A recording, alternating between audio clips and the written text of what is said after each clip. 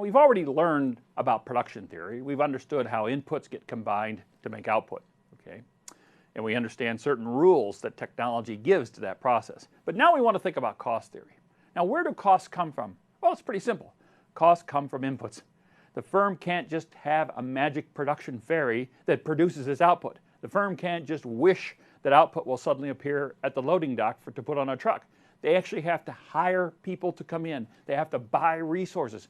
In our example of the crab plant, they have to pay for eggs. They need to pay for jars. They need to pay marketing companies for making beautiful labels they can put on those jars, and they got to hire workers also.